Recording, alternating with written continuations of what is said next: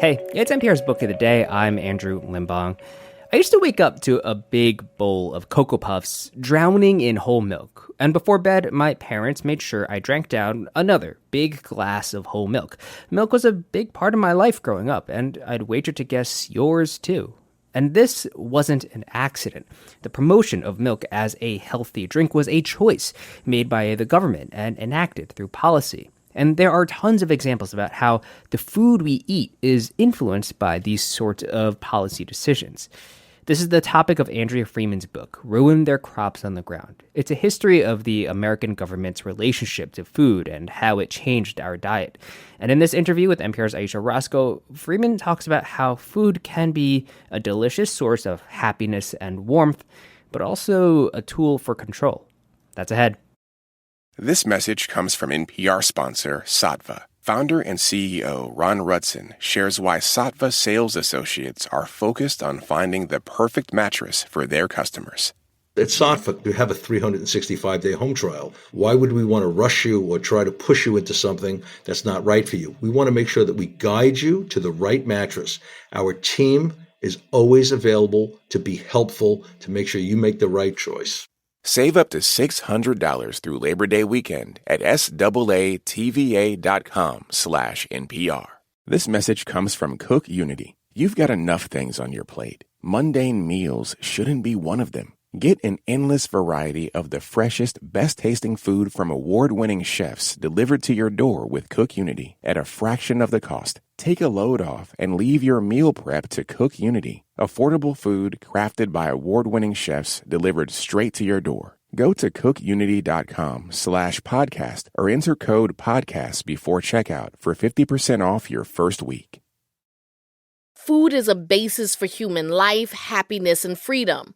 Also oppression, according to Andrea Freeman, professor at Southwestern Law School. The U.S. government, even before this became the United States, has used food to subordinate people for political and economic means. In the 18th and 19th centuries, for instance, settlers and the U.S. government slaughtered bison in order to contain and control indigenous people. When farming failed to catch on, the government handed out food rations. Freeman says these rations were largely unhealthy, similar to the commodity boxes of highly processed foods that Native communities are given today. Her new book is titled Ruin Their Crops on the Ground: The Politics of Food in the United States from the Trail of Tears to School Lunch. The title, Ruin Their Crops on the Ground, comes from George Washington, who commanded, this is the deliberate policy that we are going to enact, and that indigenous people starve, die, disappear. So rations have become this program that still makes indigenous people sick and have very bad outcomes when it comes to obesity and diabetes and short lifespans. How do you parse or look at the differences between, say, intentionally massacring bison, messing up the food supply for Native tribes versus what's happening now with food programs? So fortunately, we're not living through a time right now where we're seeing outright massacre or enslavement or anything. And I can't directly compare that, but we still have health disparities in deaths and serious illnesses that are a result of the food policies that began then and continue into today. You also talk about the African-American experience, and obviously food was used to control Black people who were enslaved, but I think there's less attention on the fact of how food was used to control Black people even after emancipation. You write that, quote, without food, freedom simply meant death. Yeah, when emancipation happened, the Freedmen's Bureau was created and gave out rations, but then quickly realized that this was not going to serve the former plantation owners who were trying to get formerly enslaved people back onto their plantations to work because their economic system had collapsed. So the government cut off the supplies of food so that people would be forced to go back and work under really similar conditions that they were enslaved under. There's a whole chapter in your book about milk. And, historically, milk has been advertised as a healthy, nutritious drink. There have been all these campaigns, milk does the body good, got milk. And I looked at them as quite innocuous, just, what's wrong with milk? But you brought out a dark side of milk. Can you talk about that? Sorry about that. Yeah. Well, those campaigns have been necessary from the beginning because milk causes a lot of problems. So pasteurization didn't take away all of the health problems that are associated with milk. Those have been there all along. The most minor one is lactose intolerance. The people who can actually drink milk without feeling bad is a part of the population that come from Northern Europe and Scandinavia, and everybody else has problems with it.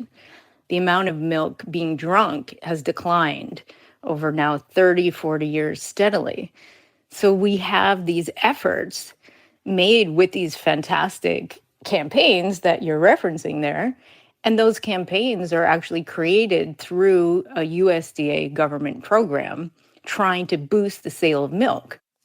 In your book, you bring up these contrasts because a lot of the foods that you talk about in this book that are not necessarily healthy foods, this comes up with, I believe, the fry bread with Native Americans and government cheese and cornbread and, all the kind of fried foods. Yeah, exactly. But people come to associate them with growing up, and they love a lot of this food, whether you think of soul food or what have you. What's your message to those people who, while some of the food may not be healthy, this is food that they actually really enjoy? I mean, it's delicious food, so that makes perfect sense, right? I think the problem is not with people eating and loving that food. The problem is with outsiders blaming people for their own health problems based on their love of the foods, right? And the origins of a lot of these foods, like fry bread came about because Indigenous people were given some flour that was infested, with bugs and oil and almost nothing to eat. And then they created this incredibly delicious dish. The reason for all of these health problems and disparities is not people's love of good food. It's what they're given to work with. What do you think needs to be done? I mean, I think that our food system and policy should not be guided by corporate interests, which is the way that it is right now. It's basically agricultural companies are guiding what happens with government subsidies and these USDA programs that are supposed to be helping people like WIC and are actually helping corporations more than people.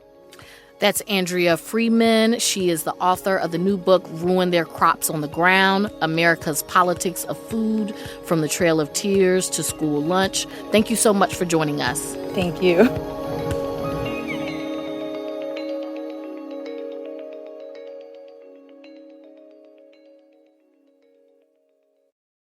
This message comes from NPR sponsor Mint Mobile. From the gas pump to the grocery store, inflation is everywhere. So Mint Mobile is offering premium wireless starting at just $15 a month. To get your new phone plan for just $15, go to mintmobile.com/switch.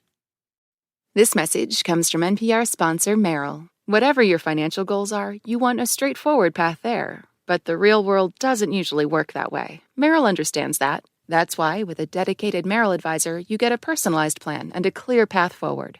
Go to ml.com/bullish to learn more. Merrill, a Bank of America company. What would you like the power to do? Investing involves risk. Merrill Lynch, Pierce, Fenner & Smith Incorporated, registered broker-dealer, registered investment advisor, member SIPC.